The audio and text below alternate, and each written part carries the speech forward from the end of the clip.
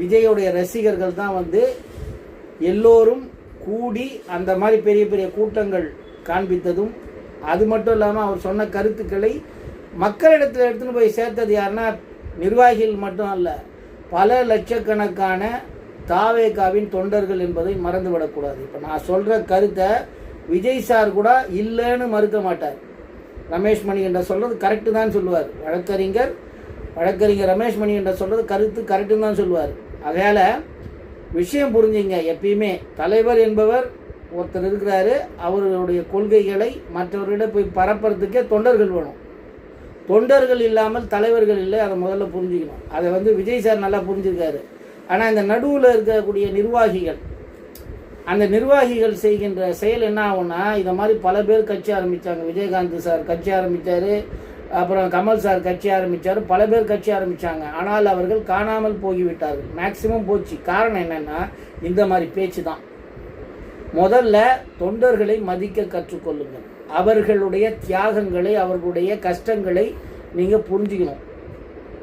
ஏன் புரியாமல் போகுது அப்படின்னா, அவங்களுக்கு அரசியல் தெரியல. இப்போ காலையில் என்கிட்ட பேசினவர் நல்ல நண்பராகத்தான் என்கிட்ட பேசுகிறாரு. நான் அவர்கிட்ட பதவியை பற்றிலாம் நான் கவலைப்படலை, வேறு கான்செப்டை பற்றி கவலைப்படலை. என்னை பொறுத்தவரைக்கும் நான் வழக்கறிஞர் என்பது தான் நான் கெத்தாக சொல்லிக்கிறது. அதனால் பேசும்போது தொண்டர்கள்கிட்டையும் சரி, மற்றவங்ககிட்டையும் என்ன மாதிரி அரசியல் தெரிஞ்சவங்ககிட்டையும் பேசும்போது கவனமாக பேசணும். ஏன்னா விஜய் அவர்களுடைய கொள்கை பிடித்திருக்கிறது, பல பேர் இறங்கி வேலை செய்கிறாங்க, அதுதான் உண்மை. பல பேர் வேலை செய்வதனால்தான் விஜய் சார் எவ்வளோ ஓட்டு வாங்கினாலும் அந்த ஓட்டுக்கு கிரெடிட்டு விஜய் சாருக்கு 50%னா 50% தொண்டனுக்கு. இதே நீங்கள் விஜய் சார்கிட்ட போய் கேட்டு பாருங்களேன், எப்பா நான் ஒன்றுமே இல்லைப்பா, என் தொண்டர்கள் தான்ப்பா என்னை வெற்றி பெற வச்சாங்கன்னு தான் சொல்லுவார். அப்படி சொல்பவர் தான் தலைவர்.